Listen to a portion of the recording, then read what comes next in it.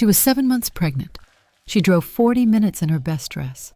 And when she arrived, they sent her to eat alone in the kitchen. Not because there was no room. There were 11 people at that table. 11. She counted them. She always counted things back then. Counted the steps to the kitchen, counted the times her recipe was ignored. 11 times in 4 years. But here's the part that will stay with you. She smiled. She said, "Of course." And she walked away, because that's what a woman does when she's been managed so carefully for so long that she no longer recognizes the cage she's living in. And then 3 minutes later, a 62-year-old woman picked up a crystal pitcher with both hands and poured every drop of cold water down the shoulder of a pregnant woman sitting alone in front of everyone. Her husband didn't move. He was standing right there, glass in hand, eyes locked on her, and he didn't move. That was the moment Cecily Harmon stopped being a woman things happened to and became a woman who decided what happened next. What this story teaches you: the most dangerous prison has no bars.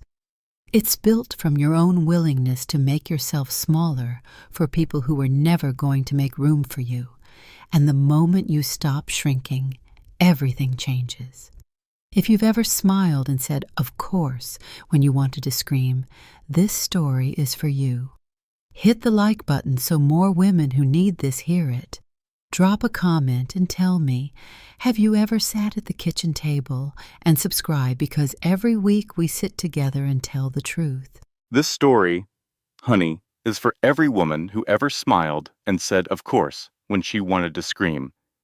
For every woman who sat at the second-best table, convincing herself it was fine.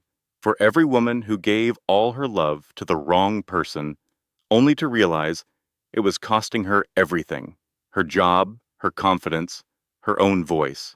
And what you learn doesn't promise a billionaire brother will show up to save you.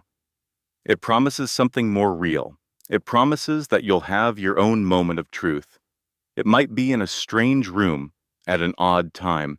It might feel like cold water, or a locked door, or a 4 a.m. hospital hallway. That moment will be hard, and it will be clear, and you'll lose something you thought you couldn't live without. But if you walk through it, really walk through it, and don't look back, there's a table waiting for you on the other side. One you built yourself, surrounded by the people who truly chose you. If my story makes sense to you, if you've found yourself nodding along about the kitchen table, the late-night worries, the moment I finally put the phone down, then you already understand why these stories are so important. Everyone has a moment that changes them. If you remember one from my story, I'd love to hear which one it was. I can still hear it. The silverware on the china, and that warm, practiced laughter from the hallway. The kind of sound people make when they've known each other forever and have it all figured out. And then Dorothea's voice, so calm and deliberate, cut right through it. "I assumed Grant told you to use the side entrance today, Cecily. We have a full table." I just stood there in the doorway to her dining room. I was 7 months pregnant, my feet were killing me from the drive, and I was wearing that blue dress Nora helped me pick out. For the first time in ages, it had made me feel like myself again. My hands went to the doorframe, my fingers digging into the wood, as the baby gave a single, hard kick. A full table? Grant's exact words that morning, over his phone and coffee, were so different. He'd said, "Just Mama and Dad, nothing formal, maybe an hour." But there were 11 people in that dining room. I counted them. It was a nervous habit I had back then, counting steps, counting breaths, even counting the times Dorothea called my cranberry recipe a lovely effort. It was 11 times in 4 years, so yes, 11 people were in there.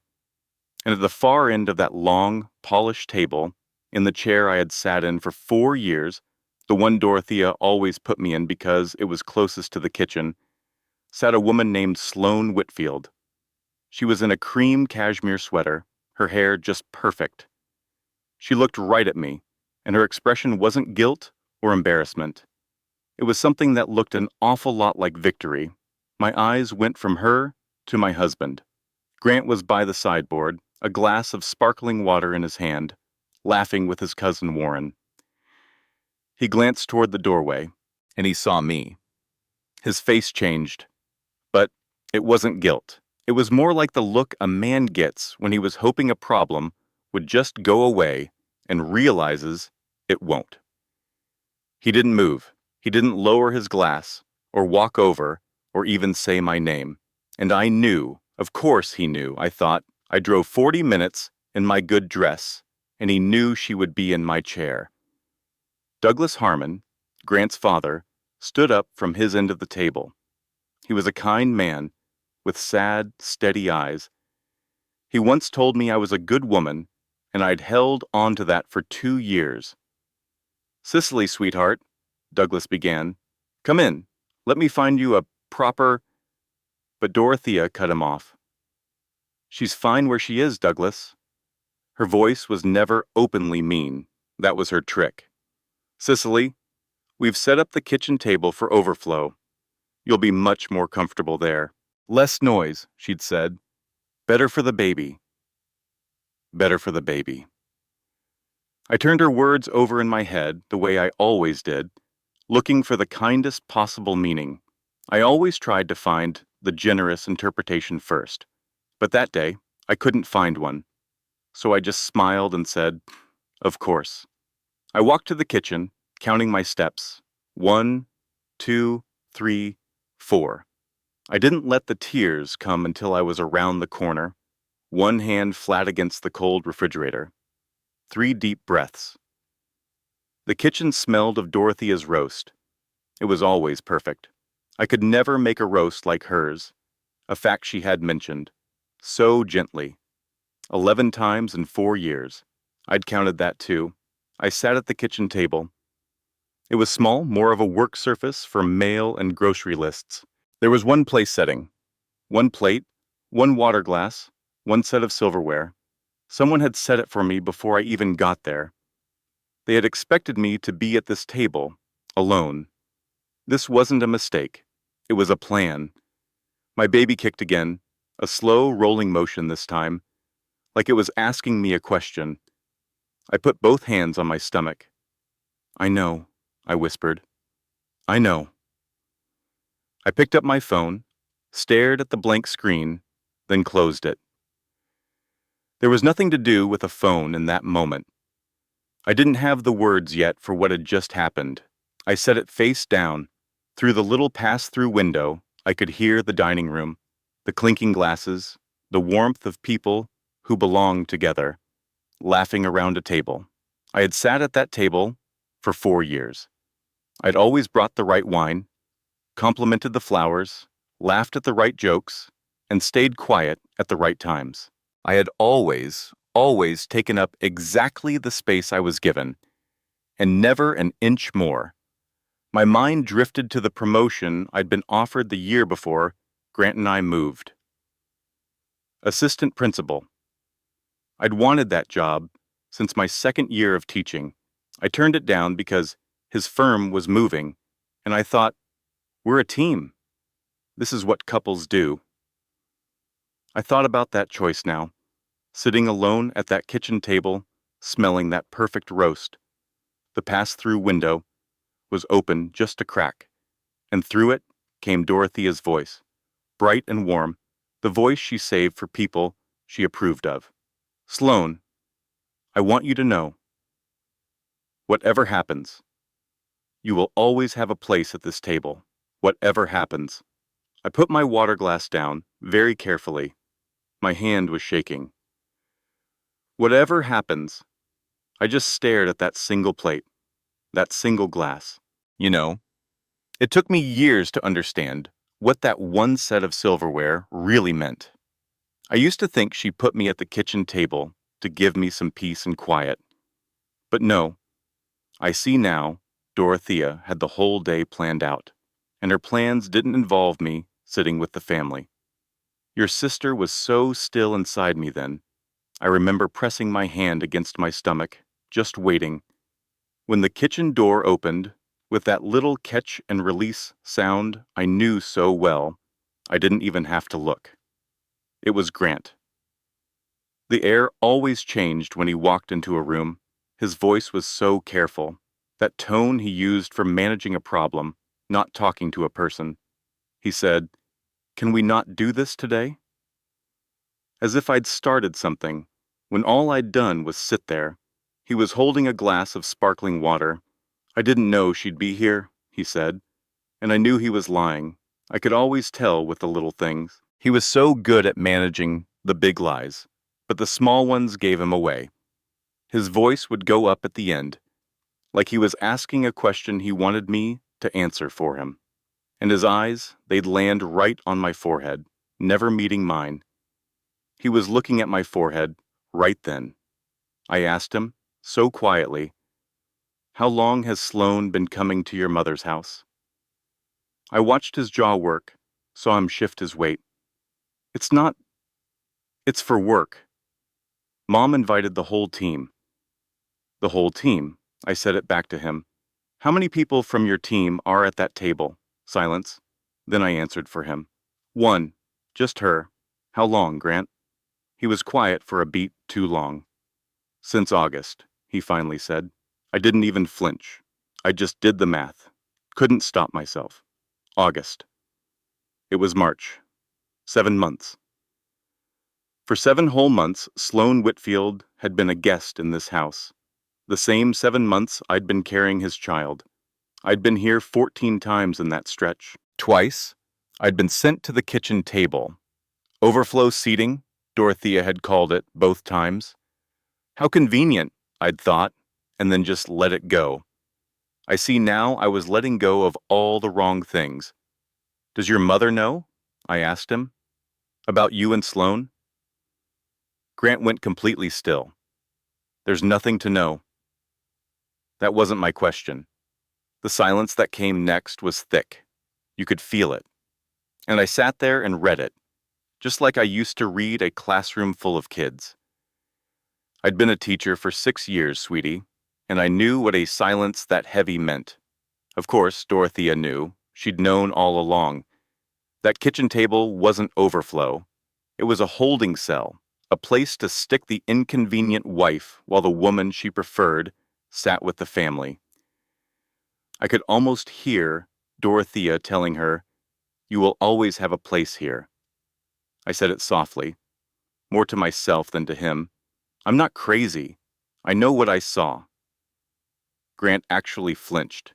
I looked at him, really looked at the man I'd married 4 years earlier in a garden in June, with my own mother, crying in the front row, and Nora beside me in a yellow dress. This was the man who had asked me to marry him on a rooftop, who held my hand all through my father's surgery. The man who told me once, just once, "Descente," but I held on to it, that I was the only thing in his life he was ever completely sure of.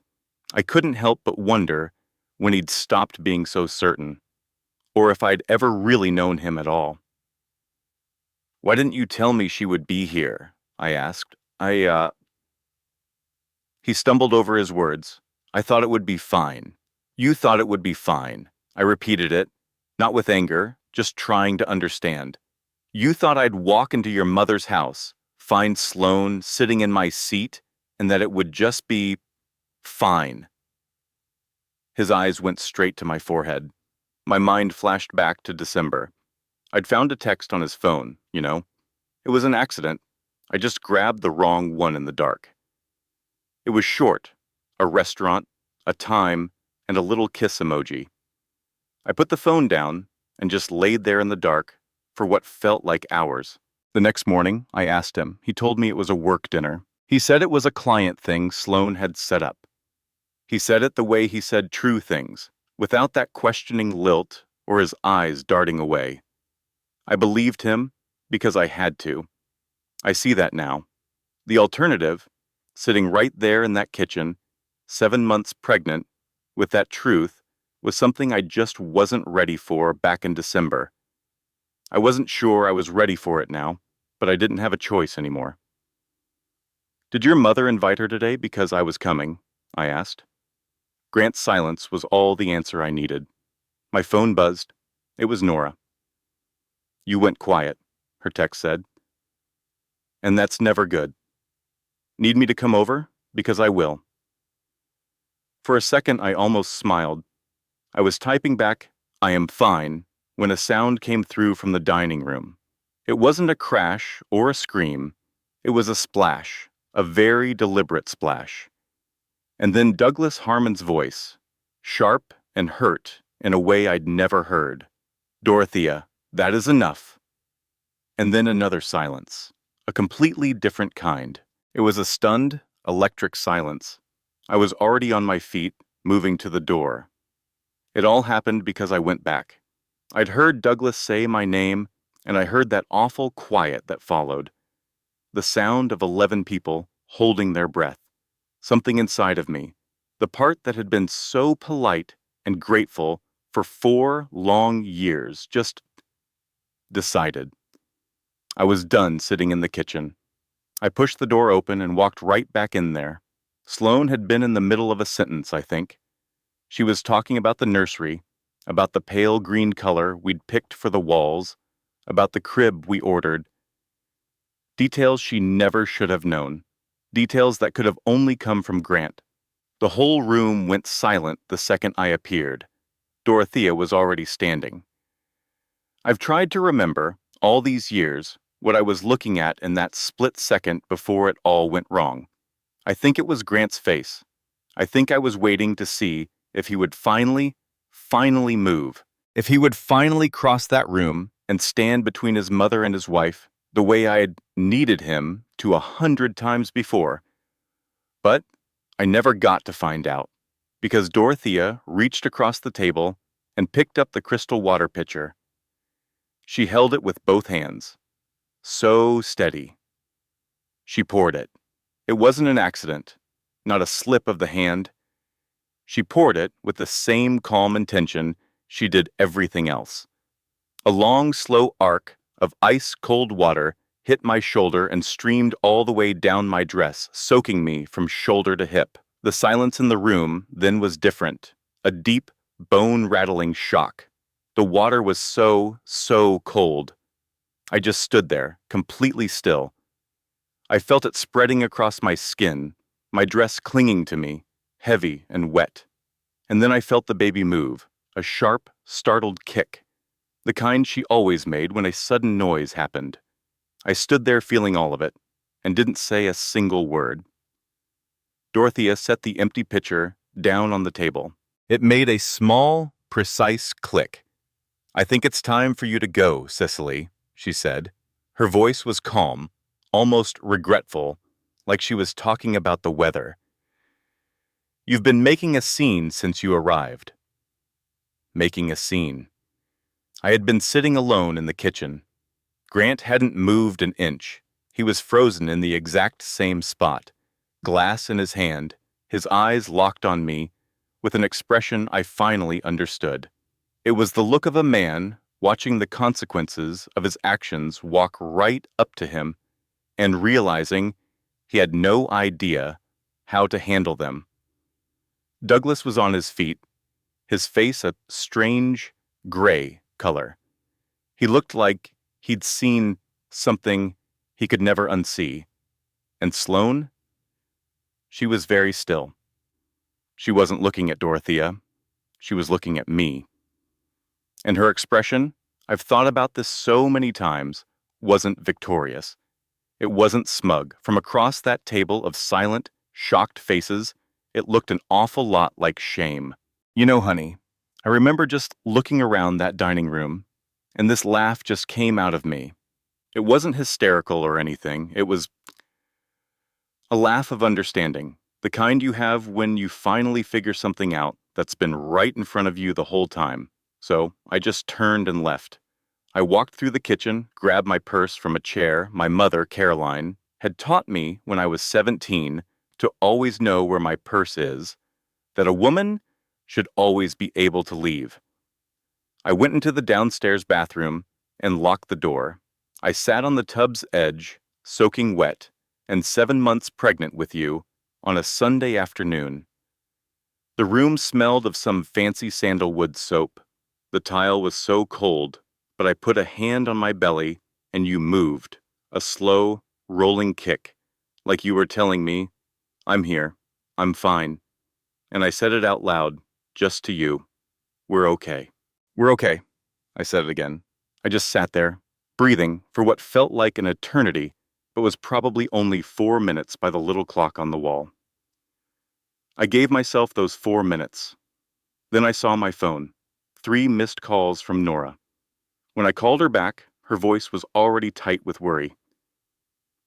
"You just went silent," she said. "What happened?" I told her. She poured water on me, the whole pitcher. My dress is a mess. The silence on her end was nothing like the one in that dining room. It was the sound of a good friend deciding which fire to put out first. "I'm calling Reed," she said. I tried to argue, to say I could handle it, but Nora used that voice, the one that meant the decision was made. "You can be mad at me later," she said, and then the line just clicked. I remember holding the phone and just staring at myself in the mirror. My dress was dark and drenched on one side, but my face was calm. It surprised me. I expected to look like a wreck, but instead, I just looked like someone who'd finally been told a truth they already knew and was just figuring out the next step. I suppose that was exactly right. My phone rang then. Reed. He answered before I even knew what I was going to say. He just said Cece. It was my childhood name, the one only he, my mom, and my dad ever used. Hearing it, something that had been wound so tight inside me for the last hour finally started to loosen. "Reed," I said, "something happened." "I know," he answered, and I just frowned at my own reflection. I asked him how he knew, thinking Nora had called, but he said, "Not from Nora." He told me he needed to tell me something, and his voice got that careful tone he uses when he's being very precise. He's always been precise, which made him a brilliant businessman and sometimes a challenging brother. "I should have told you this sooner," he said. "I've been waiting for you to be ready. Are you ready now?" I looked at that woman in the mirror, with her wet dress and her steady eyes, and I said, "Yes." That's when he told me he'd known about Sloane for 6 weeks. He has these quiet people who just know things. He'd noticed something was off with me at Thanksgiving and had started paying attention. He'd been preparing options for me, he said, for when I was ready. And if I had decided to stay, I asked him. "Then I would have deleted all of it," Reed said, "and you never would have heard a word about it." And I knew he meant it. "Don't move," he told me. "I'm 20 minutes away." He made it in 19. I heard the doorbell from the bathroom, then Dorothea's unhurried footsteps on the hardwood floors, always so in control. The front door opened, and I heard my brother's voice, clear and strong. "Where's my sister?" I unlocked the door and stepped out. From the hallway, I could see Reed in the doorway, wearing his dark coat. He had a look on his face I'd only seen 3 times before. Once when a boy shoved me into a locker, once when Dad got his diagnosis, and once when I'd called him late at night, lost. It was the look that meant everything was about to be handled. Dorothea, of course, had pulled herself together. She stood there, looking down her nose at Reed with that faint, dismissive air she always had for him. "Mr. Calloway," she said, her voice dripping with fake warmth, "I don't know what Cicely told you, but this is a family matter." My brother didn't miss a beat. "She told me you poured a pitcher of cold water on her." Dorothea tried to brush it off as an accident. "She is 7 months pregnant," Reed stated flatly. "I am fully aware," she began, but Reed cut her off. My grandchild is in that woman, the one you just doused with cold water in front of a dozen people. I just want to be sure we're talking about the same event." Her composure didn't break. That was her talent. But I saw something flicker in her eyes. She was recalculating. I'd seen her do that 100 times to other people, but I was never quick enough to keep up. Reed was always miles ahead. "Cicely is coming with me," he said. "Hit us in with me," he said. "Do you have an objection?" That's when Grant finally appeared at the end of the hall, looking lost between his mother and his brother-in-law. It was the story of his life, really, caught between two forces, never becoming one himself. "Reed," he started, "I understand you're concerned." My brother just looked at him. "You let your mother pour cold water on your pregnant wife," he said. "And then you just stood there." The silence was deafening. There was nothing to say, because it was the absolute truth. Then Reed turned back to Dorothea. "I'm going to explain what happens next," he said calmly, "so that you understand." He never raised his voice. He didn't have to. Reed had built a $900 million company by knowing exactly how much pressure to apply. He told her he had a meeting set for Monday morning with a lawyer named Carter Webb, who was very familiar with their family's finances, and that certain things from the past 8 months were of particular interest. It wouldn't be unpleasant, he said, but it would be thorough. Dorothea's face was a mask, but her eyes were screaming. I walked to the front door. I had my purse, my keys, and a card Douglas had slipped into my hand. Most importantly, I had you, safe under my hand. At the door, I passed your grandfather Douglas. He was standing in the shadows, looking like a man watching a train wreck. He should have stopped. He wasn't a bad man, you know. He was just a man who chose comfort over courage for 35 years, and now the bill had come due. I didn't hate him. I understood. As I passed, he whispered so quietly, I almost missed it. "I'm sorry, Cicely." I just touched his arm. Outside, the March air was so sharp against my wet dress. Reed walked me to his car, never touching me but staying close enough to catch me, giving me the dignity of walking on my own. He was always like that. We drove for 3 minutes in complete silence, which was perfect. He always gave me space first. Then he said, "Tell me everything." I looked down at the card in my hand. It was from the lawyer, Carter Webb. On the back, in Douglas's writing, it said, "He's good, he's discreet, call him. I'm sorry." I put the card away, watched the world go by, and started to talk. We were parked outside Reed's apartment when I finally stopped talking. I'd been going for 22 minutes. I know because I'd been watching the dashboard clock without even realizing it, counting the minutes like I counted everything back then. Reed hadn't said a thing. He just drove and listened and kept his hand steady on the wheel with his eyes on the road. That's how I knew he was absolutely furious. When Reed gets that quiet, it means the anger is running deep. The car was silent for a moment. "How long have you actually known?" Reed asked. "About Sloane?" I looked down at my hands. I found a text in December, on his phone. I picked it up by mistake. Just a restaurant, a time, a kiss emoji. "What did he say when you asked?"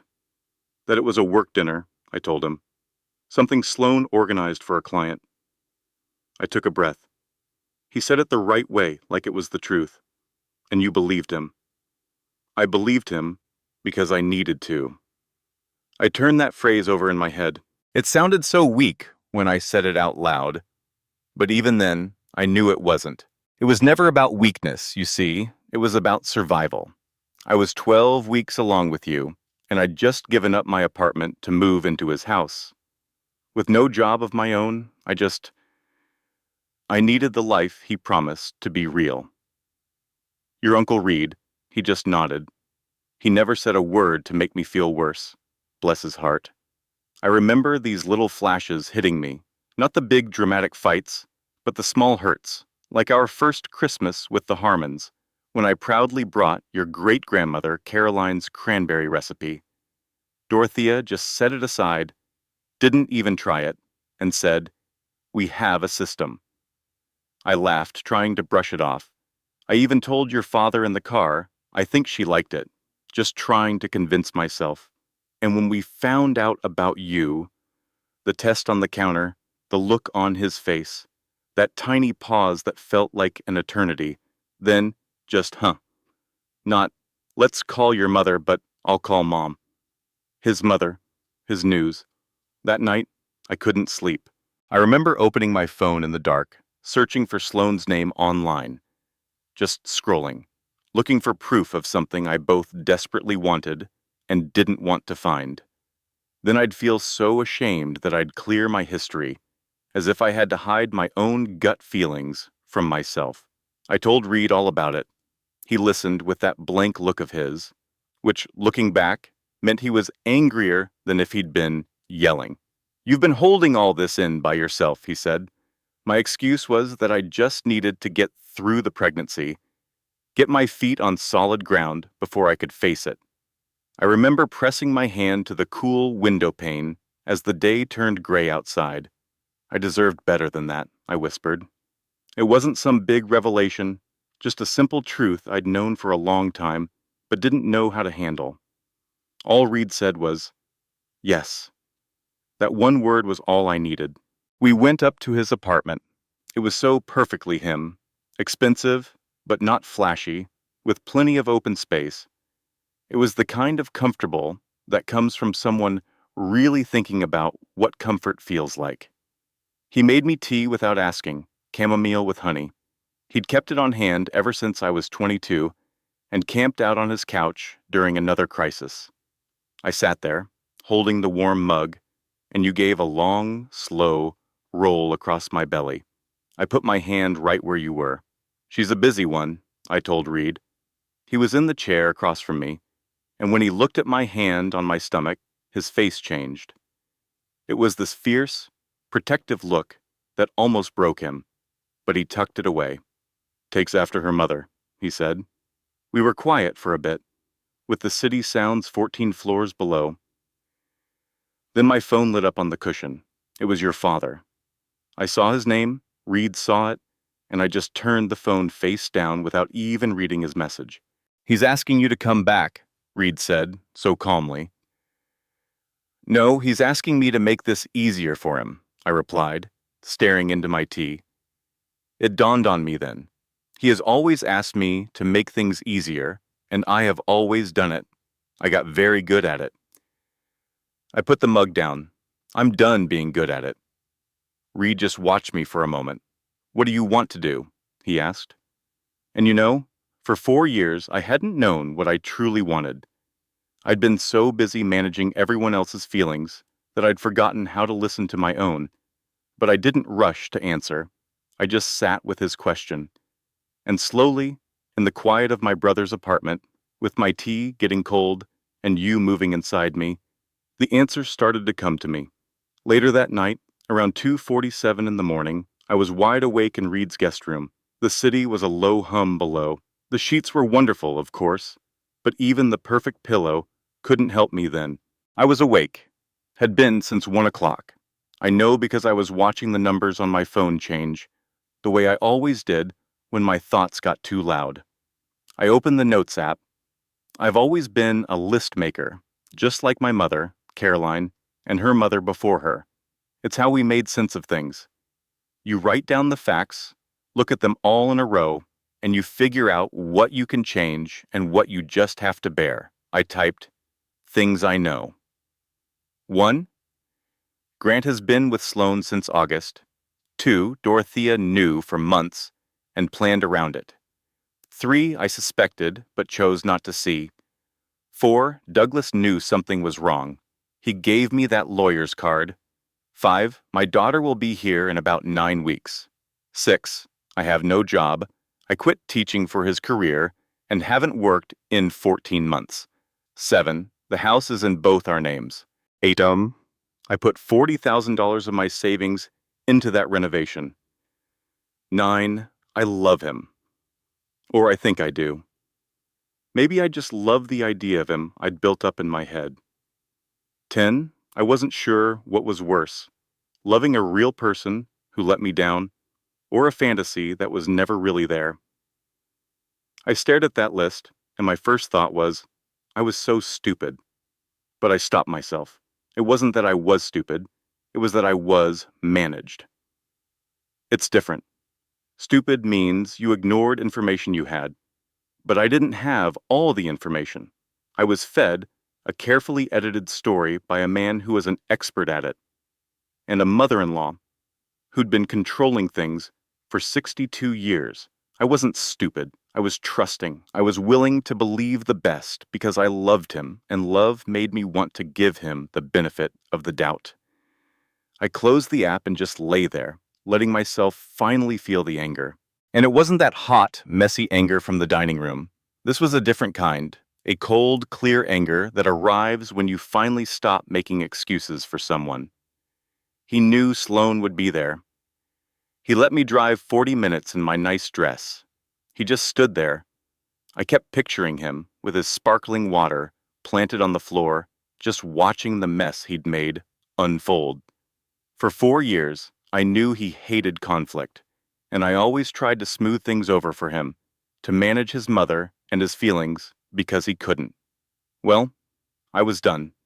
I was done managing his comfort and the illusion that our life was perfect. I finally understood that in the space I'd created, by doing all that work for him, something else had taken root.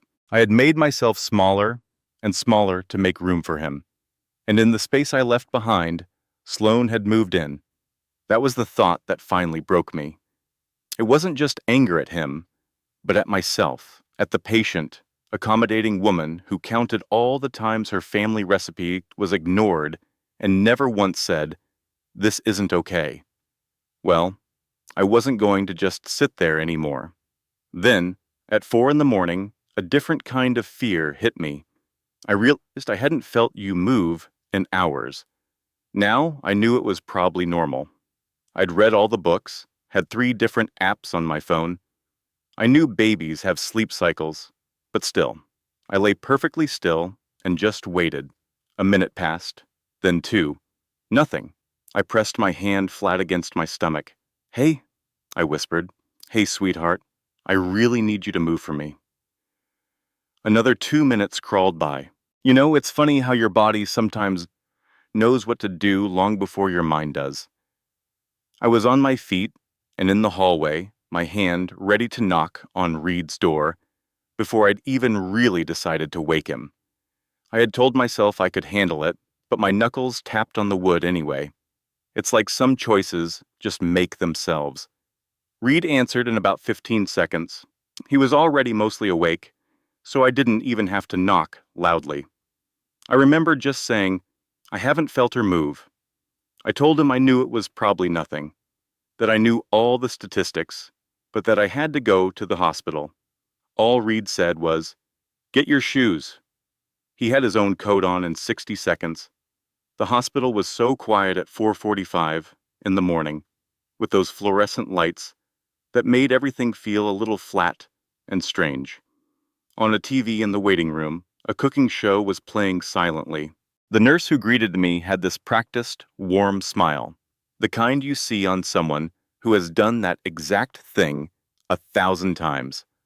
By 5:10, we were in an exam room, and Dr. Claire Oakes came in at 5:15. She was my OB right from that very first appointment. I always thought of her as this careful, unhurried woman, maybe in her 50s, who wore her reading glasses on a little chain and listened to you with her whole being. I liked her from the moment I met her, and that feeling never went away. Dr. Oakes did the ultrasound herself. The screen just bloomed with movement, and then we heard it. The heartbeat, so steady and strong, 142 beats per minute. "She's fine," Dr. Oakes said, her voice so calm. "Look, she's moving beautifully. She probably just rolled over. Her back is against your left side, which can make it harder to feel." I just stared at that screen, at that tiny curved spine and the flutter of little hands, at that heartbeat, that steady, dependable 142 beats per minute heartbeat that had no idea about dining rooms or fancy water pitchers or the men who stand in them. And then, well, I just started to cry. Looking back, I think I was crying for a lot of reasons. For the relief, of course, because the fear had been sitting on my chest like a stone. But it was also for something bigger, something that had been building up inside me for a very long time. And it had finally broken through. I cried quietly, the way you do when you don't want to make a big scene. Reed slipped out into the hallway to give me a moment. Dr. Oakes just came and sat on the edge of the exam table next to me. She didn't say a word at first. She just waited. "I'm sorry," I finally managed to say. I knew she was probably fine. "You made the right choice coming in," she told me, so firmly. "Always." I remember saying I knew the statistics, but statistics don't mean much when you're terrified at 4 in the morning. I almost laughed. "Stress," Dr. Oakes said then, "is not nothing. It is not minor. Whatever is going on in your life, and I'm not asking you to tell me, your body is holding on to it. And your baby is inside that body. That matters." "I know," I whispered. "I want you to rest," she said. "Real rest. Not just lying in the dark, counting everything you know." I looked up at her, amazed. "How did you—" She just smiled a little. "Because every woman who sits where you're sitting at 5 in the morning has been lying in the dark, counting something." Then Dr. Oakes stood up. "What do you actually need, Cicely?" she asked. "Not what should you do. What do you need?" It was a different kind of question, you know. There was no right or wrong answer she was looking for. It was just open. I thought about it for a really long time. "I need to stop being a woman things happen to," I said. Dr. Oakes just looked at me, not surprised at all, not rushing to say something comforting. She just looked certain. "Then start," she said. She left to get my discharge papers, and Reed came back in with 2 cups of that terrible hospital coffee. He handed one to me without making any excuses for it. I took it and just held it with both hands while we sat there in those plastic chairs, the hospital humming around us. "She's okay," Reed said. "She's okay," I repeated. We sat like that for a while. Down the hall, a door opened, and we heard it, that first cry of a brand new baby, letting the world know it had arrived. I listened to that sound, and Reed just looked at the floor. "Reed," I said. "Yeah? I want to call Carter Webb tomorrow morning." "I'll set it up," he said. And that was it. No drama, no "I told you so." Just that. We drank our awful coffee in the quiet of that hospital room, and outside, you could see the city was just starting to wake up. The sky was changing, just a little hint of light coming. My phone buzzed, and I remember expecting it to be Grant, but it wasn't. The name on the screen was Sloan Whitfield. I stared at it for what felt like an eternity. Reed sat next to me, saying nothing, very carefully, not looking at my phone. I finally opened the message. It said, "I think we should talk, just us. I know you have no reason to agree to that, but there are things you should know that Grant hasn't told you. I'm sorry about tonight. I'm sorry about a lot of things." I read it over twice, then I showed it to Reed. He read it once, his face completely unreadable. "Do I respond?" I asked him. And Reed so carefully said, "That is entirely your choice." I looked at that message for another long moment. Then I put my phone in my pocket. I decided I would sleep first. And then I would talk to Carter. Then I would think about Sloan. For 4 years, all my decisions had been based on what would be easiest for everyone else. From that moment on, I was going to think for myself first. So, 3 days later, we met at a coffee shop on the east side, about 12 blocks from Reed's place. I picked it on purpose. It was public, neutral, and easy for me to walk away from if I had to. I had told Reed where I was going, and I even let Nora drive me. She was parked right outside with her hazards on, a big cup of tea, and what she called the energy of a woman ready to intervene. Sloane was already there when I walked in. She'd picked a table near the back, but she wasn't hiding. She was facing the door and watched me walk in. She didn't wave. She looked so different from the woman I'd seen at Dorothea's. The expensive sweater was gone, replaced by a plain gray coat she hadn't even taken off, as if she wasn't sure she should get comfortable. There was a shadow under her eyes that hadn't been there on Sunday. The last few days hadn't been good to her either. "Thank you for coming," she said as I sat down across from her. "I haven't decided yet if I should have," I replied. "I suppose that sounded fair." Sloane nodded. The server came and I ordered a chamomile tea. Sloane didn't order anything. "Say what you came to say," I told her. I wasn't trying to be unkind, just direct. I was done twisting myself into knots for other people's comfort.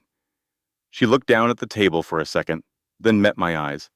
"Grant told me," she started, "that you knew about us." I just stayed quiet. "He told me you had an arrangement," she went on, "that the marriage was over and you both knew it. And the pregnancy, he said it was a last attempt that hadn't worked. He said you were fine." "He told you I was fine," I repeated, letting the words hang there. "I know how that sounds," she said quickly. "I know exactly how it sounds. I told myself it was true because I wanted it to be." Her hands were just flat on the table, not fidgeting. This wasn't a performance. She was just miserable. I should have asked more questions. I should have, I don't know, looked harder. But I wanted it to be true, so I let myself believe it.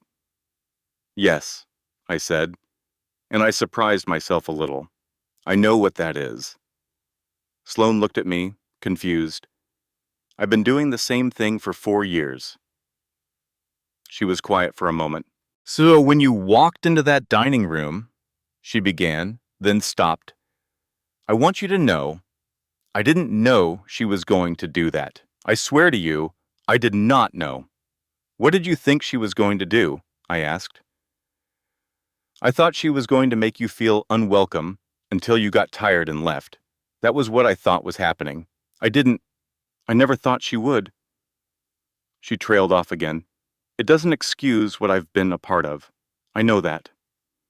I looked at her then, really looked at the woman across the table.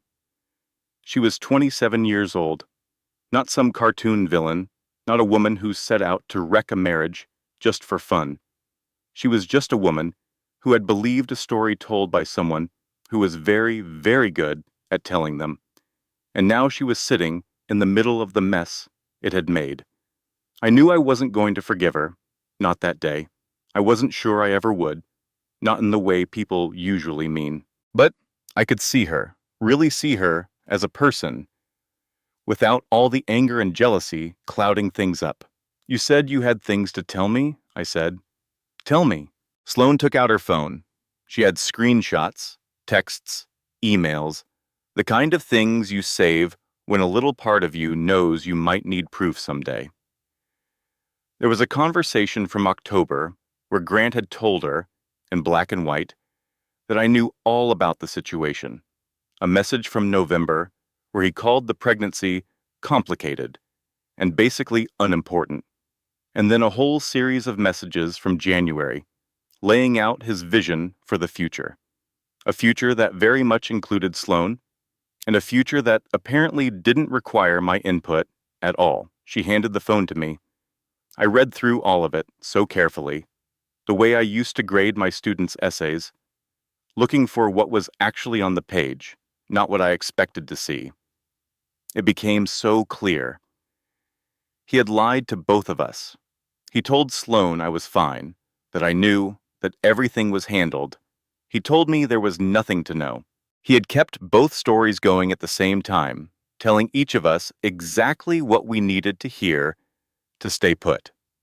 And it wasn't because he was cruel, not really. It's because he's the kind of man who can't stand for anything to be his fault, I said. It was strange talking to her. He'd rather build this whole fake story than just stand there and be seen for who he is. He used both of us. I said it quietly, mostly for me. He told each of us whatever story would keep us quiet and in our places. Sloane didn't say anything. Do you still love him? I had to ask. She was quiet for a long time. I loved a version of him, she finally said.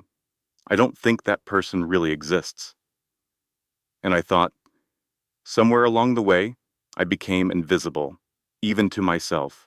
Not invisible, I said out loud, to her, managed. She looked at me, and in that moment, something passed between us. It wasn't friendship, not really. It was something more honest. A shared understanding. You can use these, she said, pointing to the phone. Whatever you need. I'll sign what I have to. Why? I asked. Because it's the truth, she said, and because she didn't look at me, She just stared at the table, thinking about what she'd done to you while you were still growing inside me. You didn't deserve any of that. I remember I picked up my tea, and it had gone a bit cold. Neither did you, she told me, and she was right. You deserve the truth. Then she stood up, put on her coat, and grabbed her purse. My attorney will be in touch, she said, just like that. I just nodded. As Cicely left, Nora was already out of the car. Well? Nora asked. She gave me everything, I told her. Texts, emails, all of it. I started walking. He told her I knew, I said. He told her we had an arrangement. Nora didn't say a word for about 2 steps. Then, I'm going to need a moment. I told her to take it. I am taking it, she said, and she did. Okay. How are you? She asked. I thought about it. Strange, I said. And very, very clear. Nora unlocked the car. For what it's worth, she said. I never liked him. I had to laugh a little. You were at our wedding. I wore yellow, she said. That's not a thing. No, Nora said, but I wore it. That evening, Reed drove me to see a lawyer named Carter Webb. Carter was this neat, precise man in his mid-40s, with reading glasses he didn't actually need for reading. They were more of a thinking prop. He sat across from me at a big conference table, looking through all of Sloane's papers and Reed's financial files, and at that little card Douglas had given me. He took off his glasses and looked right at me. Mrs. Harmon, he said, I want you to take a second and really understand what you have here. Carter explained it all so calmly. The financial records, he said, showed a clear pattern over the last 8 months. Grant had been moving money, not in big, obvious chunks, but a little at a time, through accounts that wouldn't raise any red flags on our statements. It's not illegal, Carter said, but when it comes to a divorce, patterns tell a story. Sloane's papers told the other half of that story. What you have in these messages, Carter told me, is a clear record of misrepresentation. Your husband told a third party that your marriage was something it wasn't. He lied about you knowing, about you consenting, and we can prove it. He said the courts take that very seriously. He laid out what I was entitled to. The house, a settlement, and child support based on what Grant really earned, not just the number he wanted people to see. His firm had a very good year, Carter said, and he shot this quick look at Reed. I could tell then they'd already talked for a long time. He'll fight it, I said. His mother will make him fight sit. Carter nodded. Which is a whole other thing. Dorothea Harmon has no legal place in this, but she has a lifetime of influence over a man who's never made a big decision on his own. Our job, he said, is to make fighting this so costly that even she can see it's a losing game. I just nodded. I always thought I'd be terrified sitting at a table like that. I had braced myself for it, but instead, I just felt this calm, solid feeling, like a decision I'd already made was finally taking shape. I wasn't deciding anything new. I'd already made my choice in the hospital at 4 in the morning. This was just building the framework. I moved into a new apartment that week. It was in Reed's building, 3 floors down from his place. It had been empty for months, and Reed absolutely refused to let me call it a favor. "It's my building," he said. "It's an empty apartment. My niece is living 3 floors away. End of story." I let him have that one. I called Dr. Claire Oakes and moved all my prenatal appointments. I called my health insurance. I called 3 moving companies for quotes. I did all of it in one afternoon with a notepad and a pen, and it felt so good, so satisfying in a way I hadn't felt for years. And then I called my mother. Caroline Calloway picked up on the second ring from the house in Ohio where I grew up. "Oh, honey," I was dreading that call.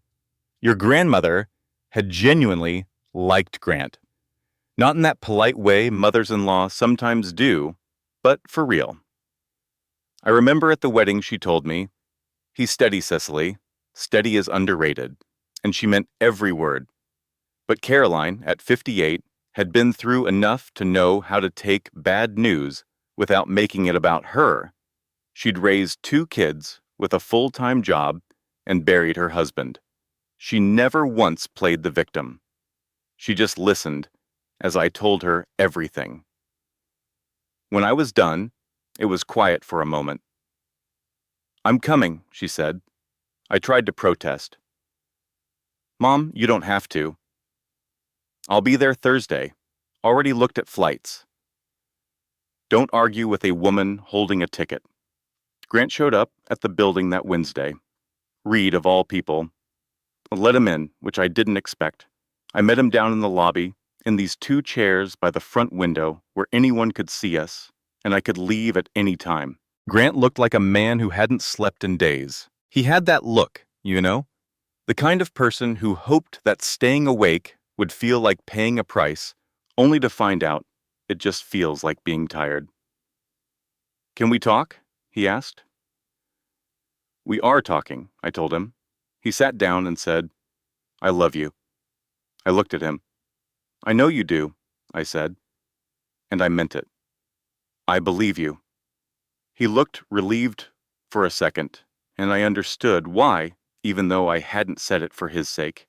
"But I've been thinking," I told him, "about the kind of love that doesn't actually protect someone, the kind that loves them but still stands by and watches, that loves them but still manages them, and always picks the easy way out instead of the right way."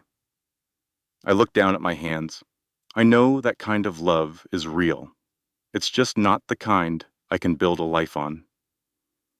"You just stood there," I said. "She poured water on me. Our daughter was inside me. And you just stood there." He had nothing to say. There was nothing to say. He knew it. I could see he knew it, and in a way I never expected, that was enough. It wasn't a victory, not really. It just left me feeling spent, but clear-headed, and finally ready to rest. I told him, "I want you to work with Carter." I didn't want a messy fight, for her sake. I remember putting a hand on my belly. "But I need you to understand, this is happening. I've made up my mind." He just nodded, looking down at his hands, then at me. "I'm sorry," he said. "I know that's not enough. I know how little that means, but I am." I told him I knew. That night, sleep was impossible. Caroline was coming on Thursday, and the movers were 2 weeks away. I talked to Carter that Friday. I had about 112 things to do, all in a very specific order. I remember going into the kitchen, opening every single cupboard and just reorganizing everything at 2 in the morning, all 6 of them, the drawer near the stove, the one over the fridge. It was a sight, me with my big belly, with the city so quiet outside and Caroline sleeping. The sound of putting things in order was so satisfying. I even alphabetized the spices. I'd never done that in my entire life, but right then, it was somehow exactly what I needed. I think I was on the letter M when Reed called. "It's 2 in the morning," I said. "I know." "Are you up?" he asked. "I'm alphabetizing my spices." There was a little pause. "Of course you are." Then another. "Dorothea had one of her luncheons today. Her side of the story, for 12 of her friends." I set down the jar of marjoram. I told him, "I know, she texted me, said she wanted to clear the air." He continued, "Douglas left after 15 minutes. He called Carter this afternoon." I was quiet for a second, just processing. "Douglas called Carter?" I repeated. "Apparently he's decided on a few things. He's ready to give us some documents." Reed paused again. "And there's one more thing. You might want to sit down for this." I told him I was standing. "CC, sit down." So I did, right there on the kitchen floor, my back against a cabinet, surrounded by all those little jars. 2 of Dorothea's guests were filming the table for their social media accounts. The camera was on when it happened. I just stared at that little marjoram jar in my hand. "It's 19 seconds long," Reed told me. "I only watched it the one time." 19 seconds. A woman in a blue dress walks into a dining room, lifts a heavy crystal pitcher, and then this long, slow pour. And you could hear it so clearly over all the clinking silverware. "I think it's time for you to go." I gave the phone back to Reed. I just sat there for a bit with that feeling. You'd think I'd feel some kind of victory, like, finally everyone will see. But what I actually felt was much calmer than that. It was this strange feeling of watching a consequence land that I didn't have to cause and didn't really need. "What do I do with this?" I asked him. "Nothing," Reed said. "That's the point. You do nothing." He explained that someone had already posted it. The woman who filmed it, Patricia, put it on her lifestyle page. It got to 47,000 views before she realized what was on it. She was trying to take it down, but the internet never really forgets. I just nodded. I thought about Dorothea. For 4 years, I'd tried so hard to understand her. I was always searching for a way our relationship could work. A version where I could just bend enough, become small enough to make things peaceful. And I saw it then. I was never the problem that needed solving. I was just the thing standing between her son and her complete control over his life. There was nothing I could have done that would have ever changed that. I didn't feel any joy watching that video spread. I actually felt something like pity, which really took me by surprise. Douglas gave his documents to Carter the next day, and they were something. Financial records from the family trust, showing how they'd been moving assets around for the last 8 months. It wasn't illegal, but it was deliberate. A slow, careful repositioning of money, getting ready for a divorce, Dorothea had decided was coming long before anyone ever said the word. She'd been planning for the end while I was still showing up for Sunday lunch, bringing the right wine, and quietly counting how many times my cranberry recipe had been insulted. Dorothea had been busy making sure I would get as little as possible when it was all over. Carter showed the papers to Grant, but left Reed's name out of it. I remember Carter telling me Grant just sat there at the conference table and read everything. He was silent for a long, long time. "She told me," he finally said, his voice sounding so defeated, "that you'd leave me anyway, that it was just a matter of time." Carter asked him, "And what did you say to that?" Grant didn't answer. Carter made a note of it and just moved on. Sloane signed the statement Carter wrote up for her right away. She sent me a quick message after, "I hope it helps." I just wrote back, "Thank you." That was the last time we spoke for quite a while. In the week after the video came out, Dorothea called me 3 times. I never picked up. I just let Carter handle her, and Carter was wonderful at handling things. The formal apology was set up for 2 weeks later at Carter's office. Dorothea and Douglas, me and Reed, with Carter as a witness. Dorothea looked like she had aged in those 3 weeks. Not a lot, but she sat in that chair with a little less of her usual commanding presence. It was as if the one thing that always held her up, that absolute belief that she was right, that she was beyond any consequence, had finally started to crack. She looked right at me and said, "What I did was wrong. I am sorry." It sounded so stiff. You could tell how much saying those words cost her. I didn't say, "I forgive you." I wasn't there. I wasn't sure I'd get there for a long time. I just said, "Thank you." Because it was proof. Not that she had changed. I was never naive about that. But it was proof that the world could still hold people accountable. That your actions have an impact, and you can't just storm through people's lives with a water pitcher and expect to get away with it. And that felt like enough for that day. Grant agreed to every single thing Carter proposed. He didn't argue about the house or the settlement. He hired his own lawyer, a sensible guy who knew which fights weren't worth fighting, and the whole thing just moved along with a speed that honestly shocked me. And it seemed to be a relief for Grant, too. Maybe he never realized how much work it was, trying to keep so many different stories straight all the time. He was a better person when he didn't have to manage all that. I could see that so clearly then. It didn't make me want to go back, but I could see it.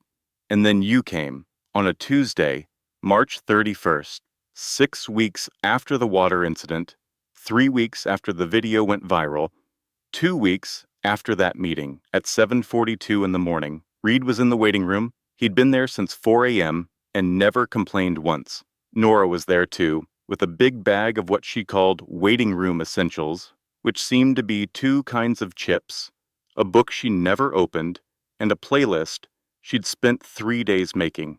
Caroline was in the room with me. I'd asked her to be. My mom had driven up 2 days early and stayed in the apartment downstairs. She never once said, "I told you Grant wasn't right for you." She was just there, making me tea, organizing baby things, and talking about the most ordinary stuff in the evenings. Her garden, a book she was reading, the neighbor's new puppy. It was her own deep way of showing love, I realize now. Just treating someone like their life was still normal, even when it felt like anything but, especially then. Your dad was in the waiting room too.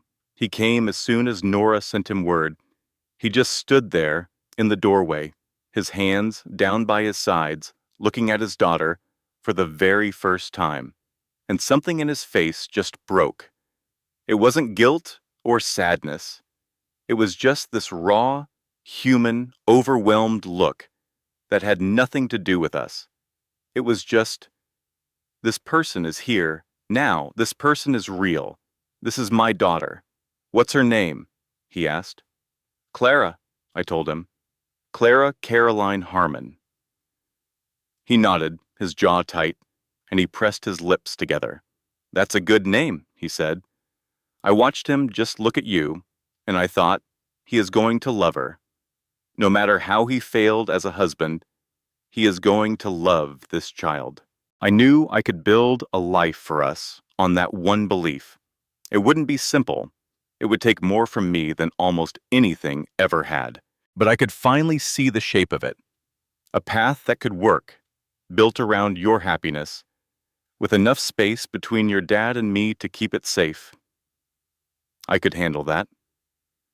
I took you home to our new apartment, 3 floors right below Reed's, on a Thursday in April. The whole place smelled like the white tulips, my favorite, not my mother-in-law's, that Caroline had put on the table before she left. I put you in the bassinet in your room, the one I had set up all by myself, with the pale green walls I had picked out. The mobile Reed had ordered, without me asking, hung above you, and I hadn't argued when it showed up. I sat down in the rocking chair right beside you. Outside, the city was just going on, as usual. Reed was upstairs, doing whatever he did on a Thursday. I knew I could call him just by walking to the hall and pressing a button, and he would be down in 4 minutes. I knew that for a fact, but I didn't need to call him just then. I just sat there in my rocking chair.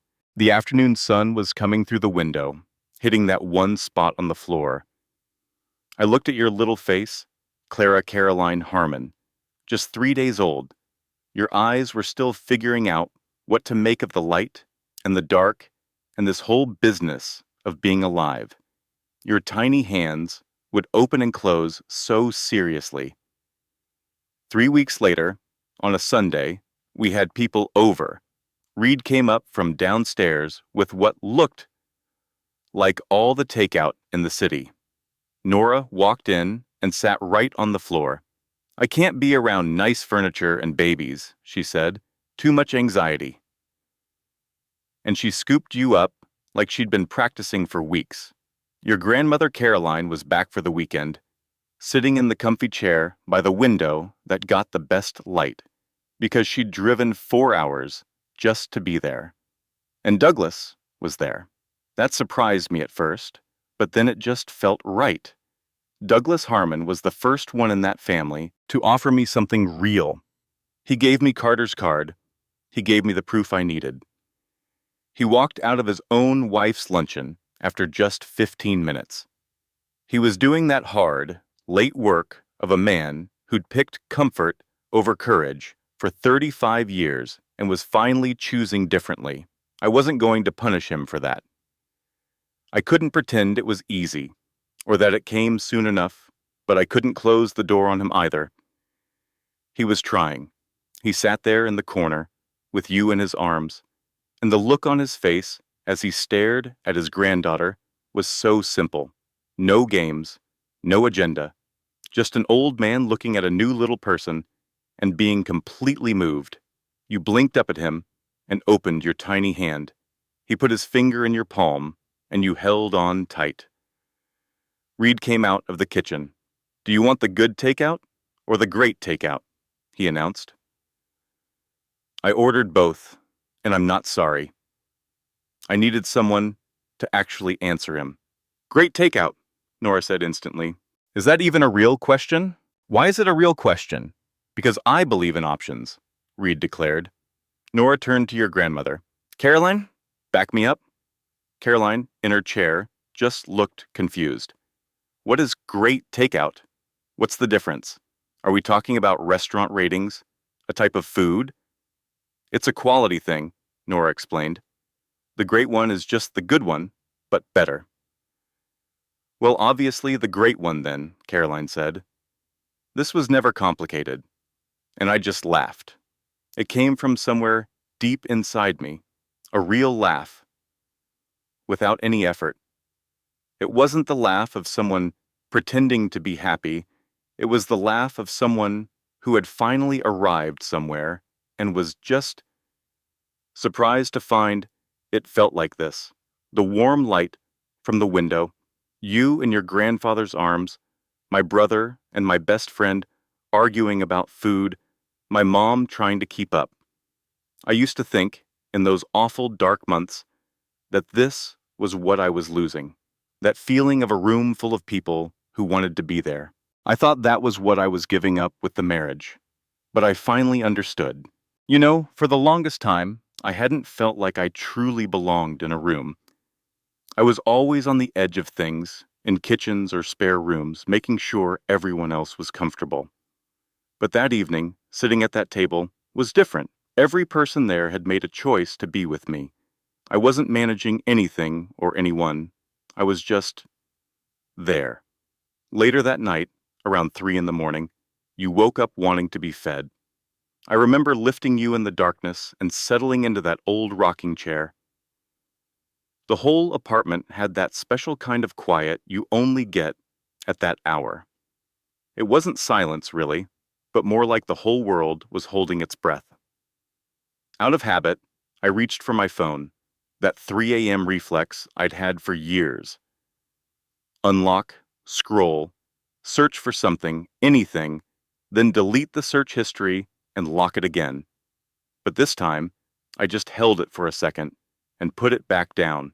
There was nothing I needed to look for, no hidden meanings to decipher. It was just you and me, and the gentle rock of the chair. I could hear the city breathing below us. It wasn't a silent night, but a sound that was deeper and richer than silence. It was the sound of a world that kept going, no matter what.